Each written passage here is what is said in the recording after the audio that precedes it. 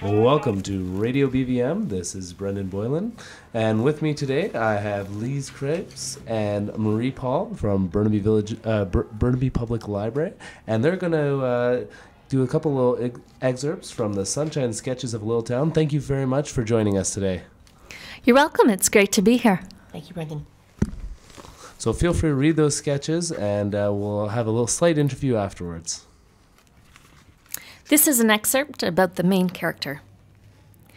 Mr. Smith had come down from the lumber country of the Spanish River, where the divide is toward the Hudson Bay, back north, as they called it in Mariposa.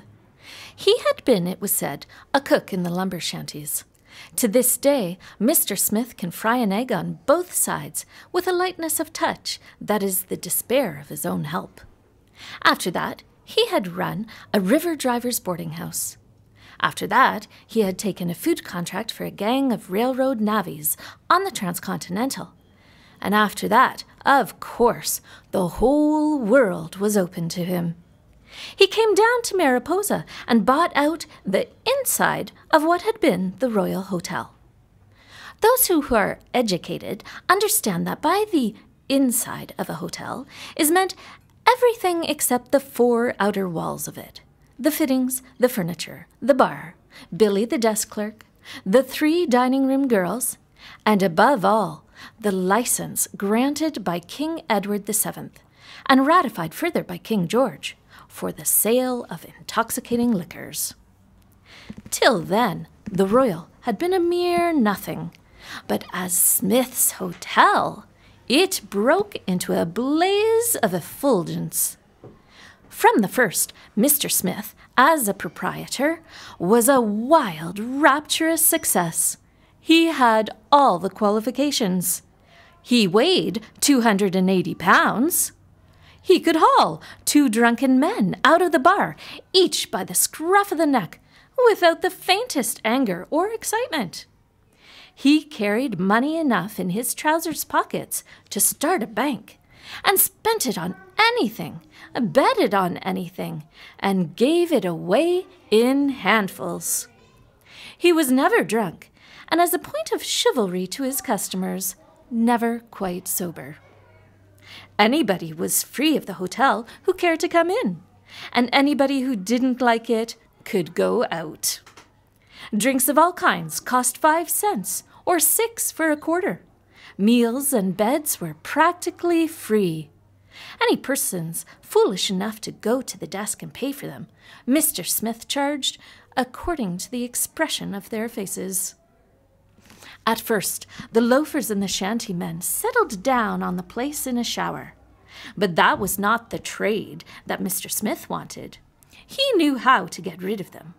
An army of charwomen turned into the hotel, scrubbed it from top to bottom. A vacuum cleaner, the first seen in Mariposa, hissed and screamed in the corridors. 40 brass beds were imported from the city. Not, of course, for the guests to sleep in, but to keep them out. A bartender with a starched coat and wicker sleeves was put behind the bar. The loafers were put out of business.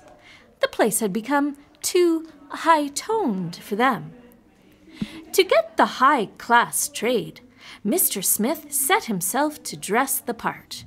He wore wide-cut coats of filmy serge, light as gossamer, checkered waistcoats with a pattern for every day in the week, fedora hats, light as autumn leaves, 4-in-hand ties of saffron and myrtle green, with a diamond pin the size of a hazelnut. On his fingers there were as many gems as would grace a native prince of India. Across his £1.50 Across his waistcoat lay a gold watch chain in huge square links, and in his pocket a gold watch that weighed £1.50 and marked minutes, seconds, and quarter seconds. Just to look at Josh Smith's watch brought at least 10 men to the bar every evening. Every morning, Mr. Smith was shaved by Jefferson Thorpe across the way. All that art could do, all that Florida water could effect, was lavished on his person. Mr. Smith became a local character. Mariposa was at his feet. All the reputable businessmen drank at Mr. Smith's bar, and in the little parlor behind it, you might find at any time a group of the brightest intellects in the town. Not but what there was opposition at first. The clergy, for example, who accepted the Mariposa House and the Continental as a necessary and useful evil, they looked askance at the blazing lights and the surging crowd of Mr. Smith's saloon. They preached against him. When the Reverend Dean Drone led off with a sermon on the text, "Lord, be merciful even unto this publican," Matthew 6, it was generally understood as an invitation to strike Mr. Smith dead. In the same way, the sermon at the Presbyterian Church the week after was on the text, "Lo, what now doeth Abram in the land of Melchizedek?"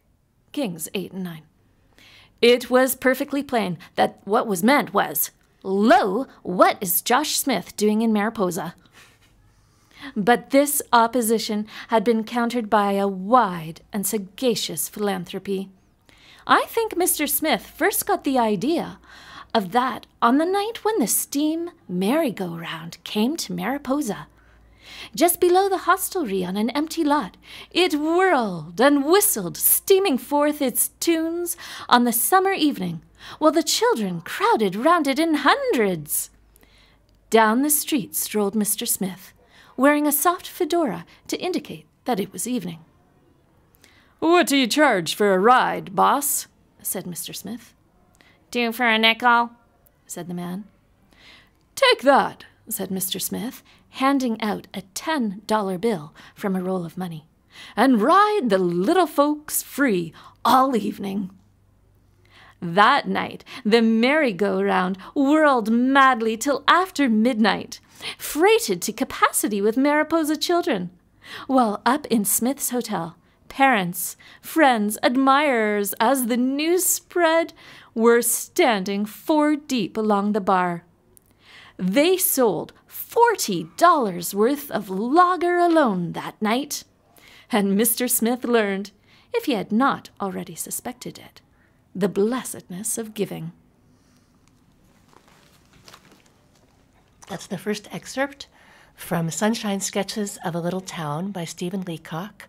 That excerpt was part of the story The Hostelry of Mr. Smith. The next excerpt is part of the story The next excerpt is part of the story The Marine Excursion of the Knights of Pythias, read by Marie Paul.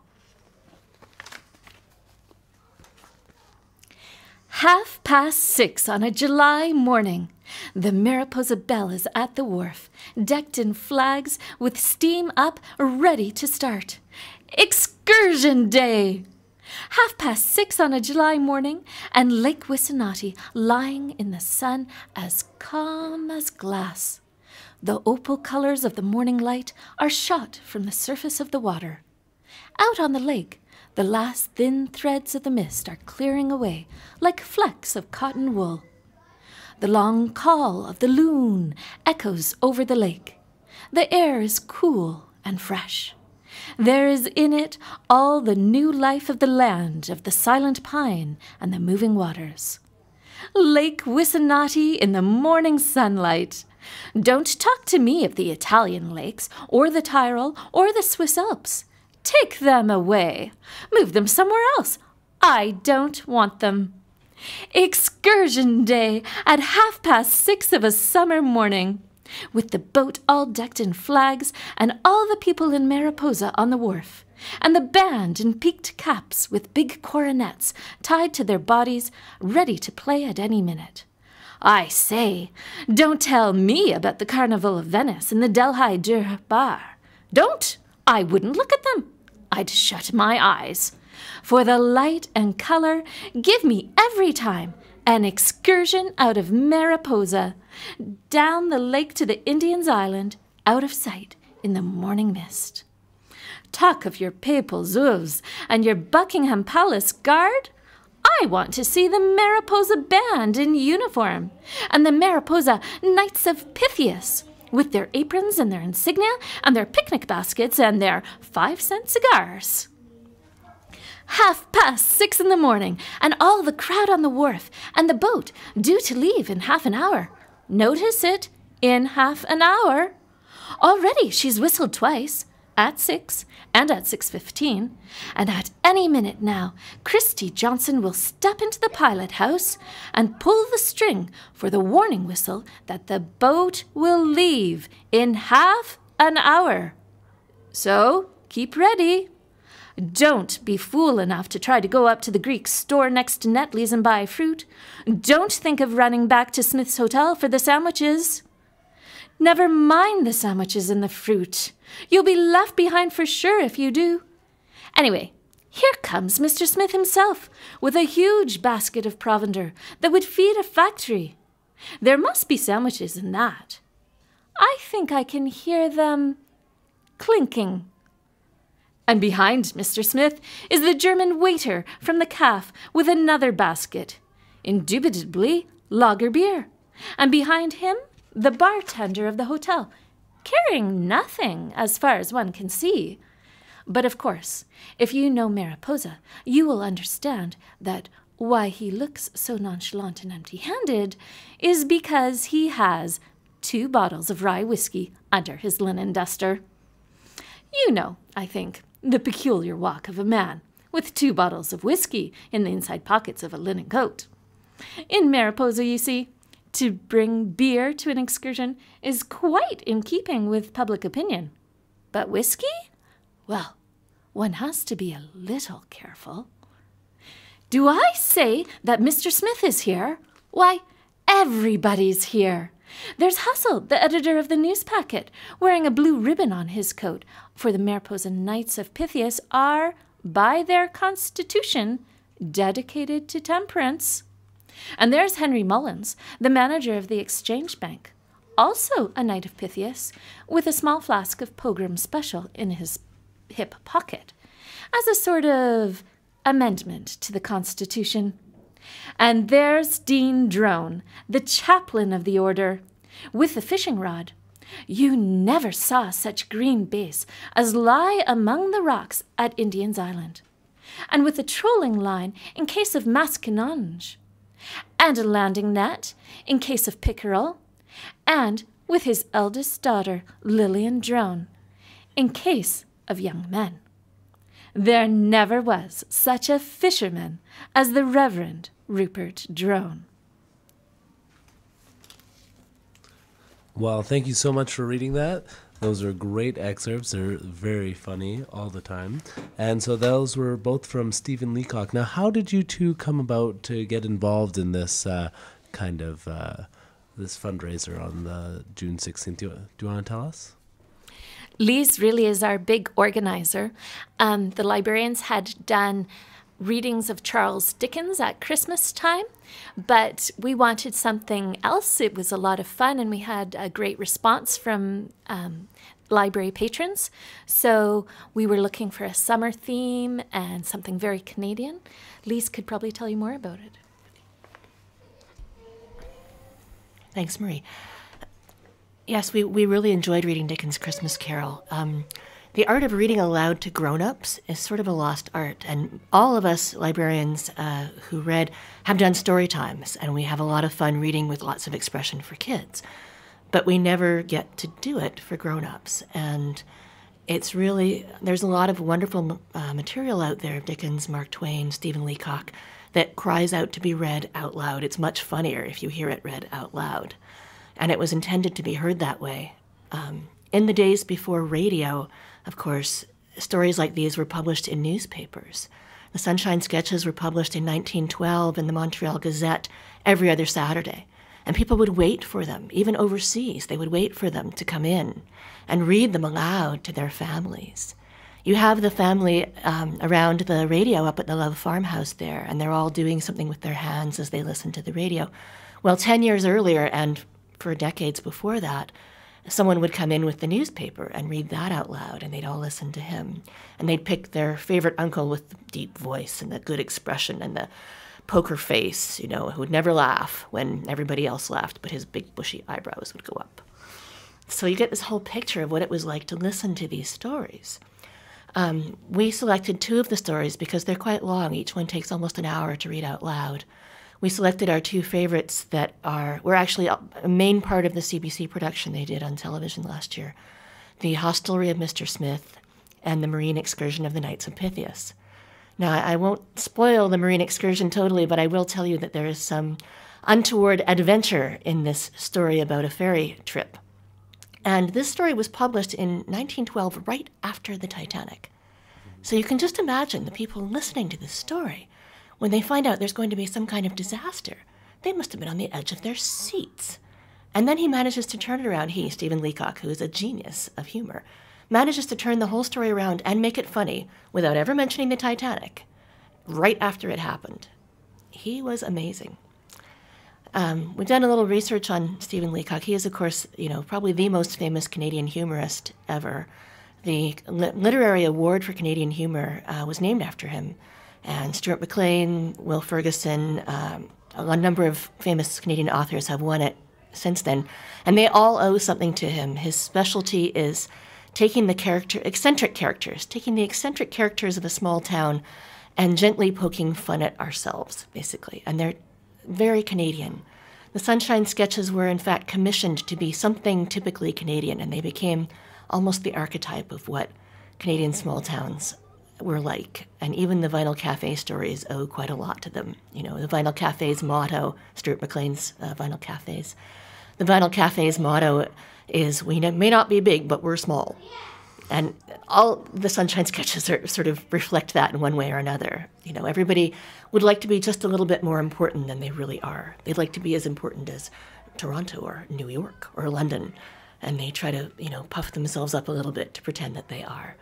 And they're very delightful in a very dry, old-fashioned sort of grandfather humor style. They're really perfect for Father's Day because these are the kinds of jokes about hotel bars and things that are not something you hear these days anymore. And yet if you take the time to pay attention to them, they're still funny in their way about describing each of the characters.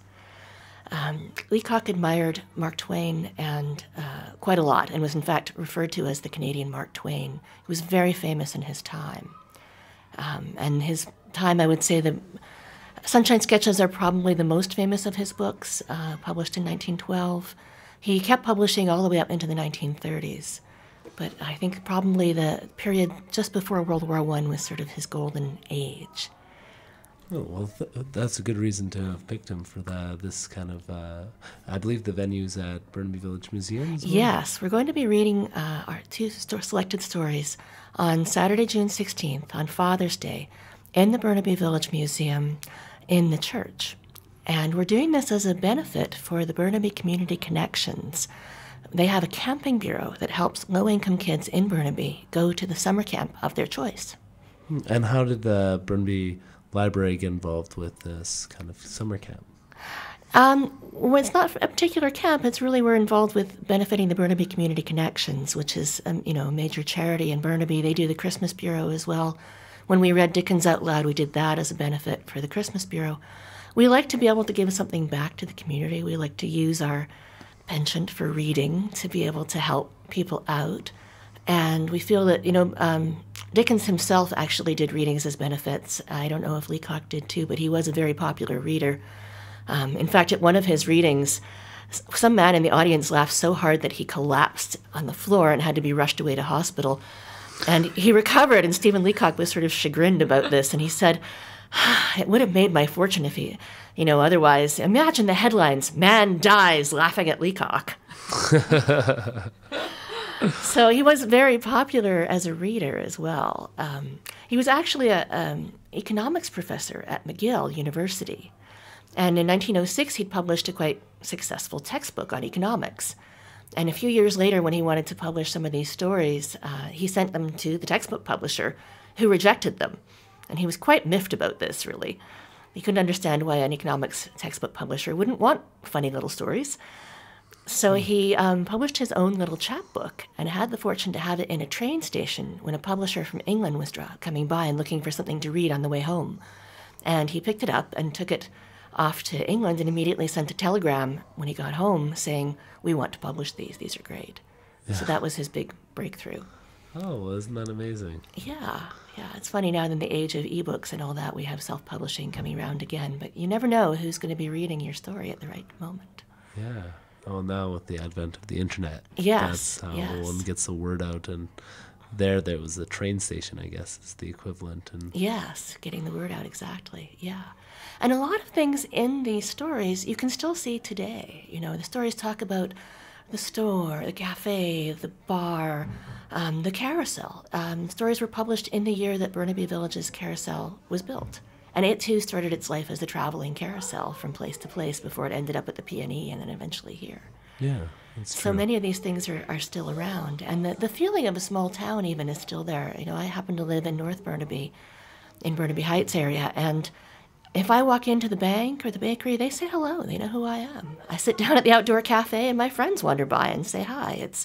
There's still some of that feeling here. And that's, I think, also why we want to help out Burnaby Community Connections, because they are helping to build our community in the future. I mean, those kids, when they go to camp, I get all choked up about this. When those kids go to camp, they're going to make new friends and they're going to explore new talents. And when they grow up, they're going to be the ones in our community who are helping to build it. So we like to help out with that in our little way. Also, it's just really fun to read out loud for adults. I can imagine for librarians. It really is. We get lots of laughs. It's hard to restrain ourselves from laughing as we read. Yeah. Yes. And if you just read the stories on paper to yourself, they don't always seem as funny, in fact. I've had some librarians say to me, you know, I picked up that book and I just couldn't see what was so funny about it. But if you watch someone read it, they get funnier and funnier.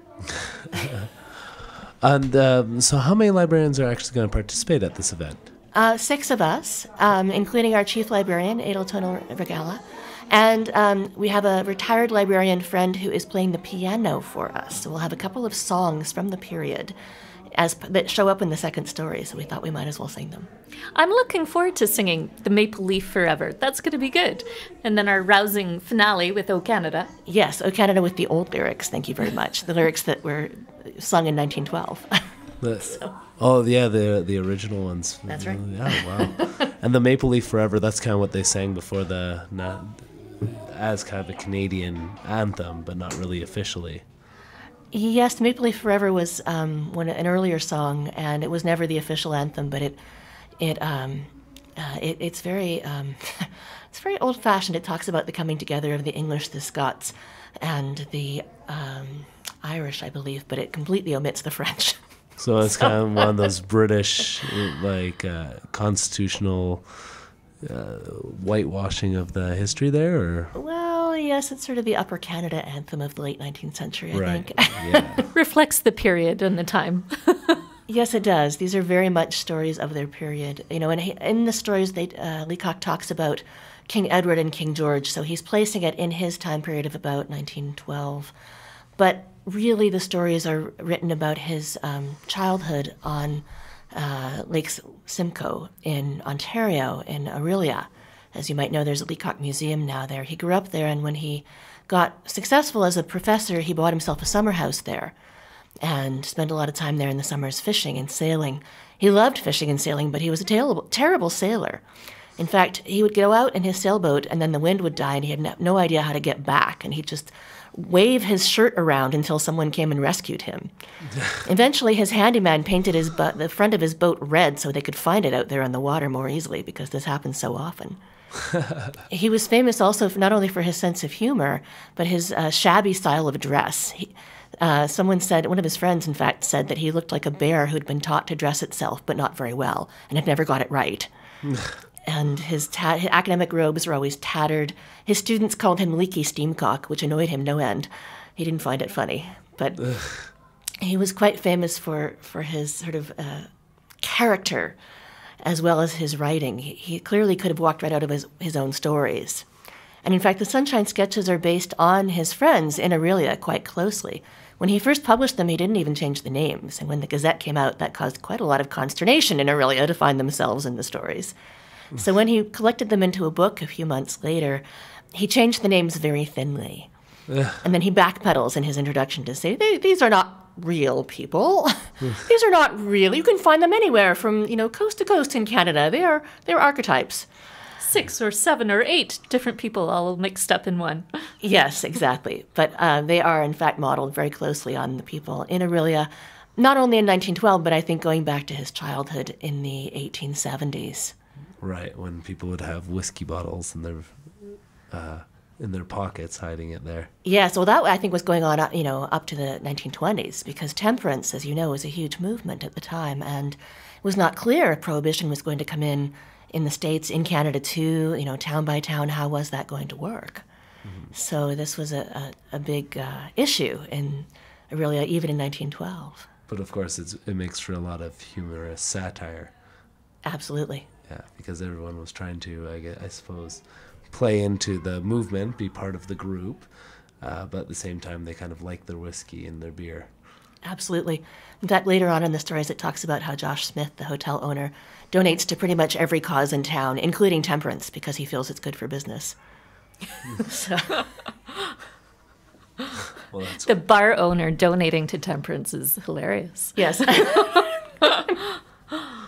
Well, that's good business, I suppose. Mm-hmm. He would agree with you completely. Yes. And so this is on the 16th, on Father's Day. What time is it at? Starts at 2 o'clock. It takes about 2 hours. There are 2 stories with a little short break in between and a bit of ragtime piano music to round them out.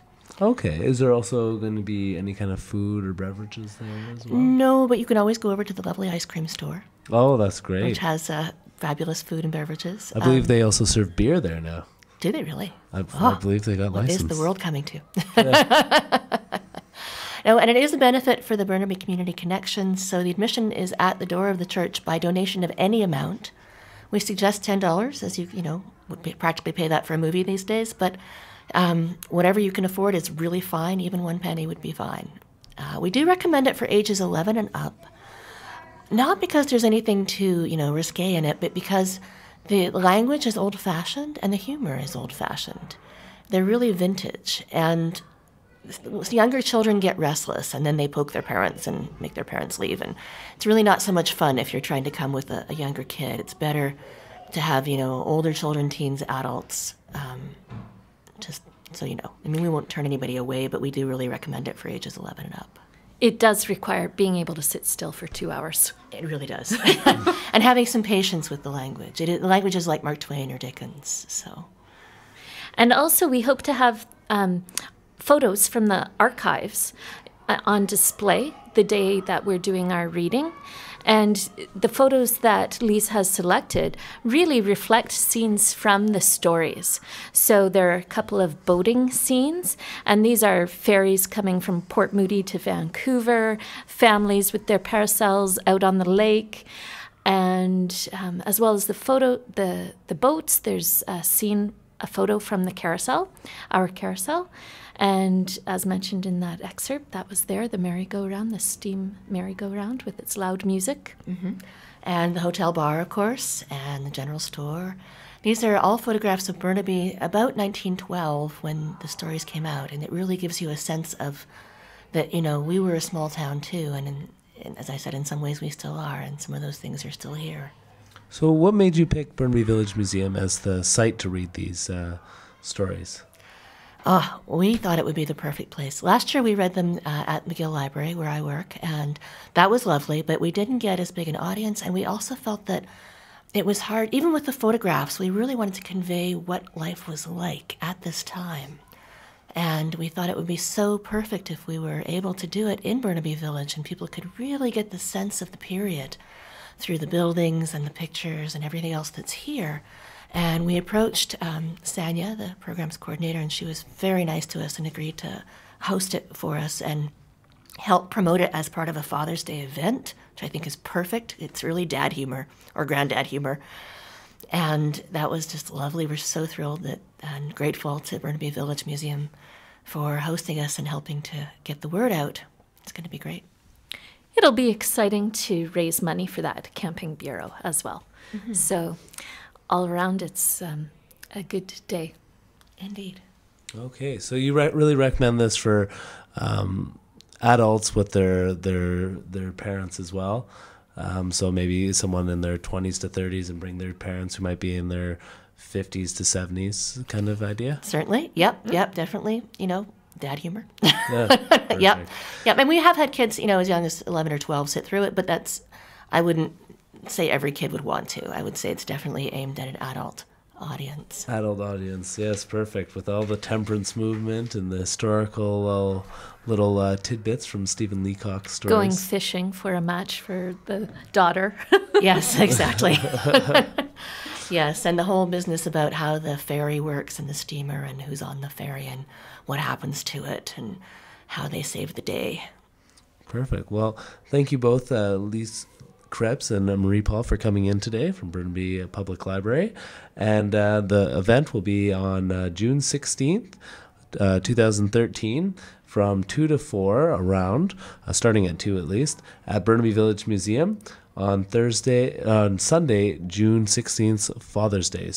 And that's Sunshine Sketches of a Little Town by Stephen Leacock. So we hope that everyone can come out to that. And thank you once again for coming. Thank you, Brendan.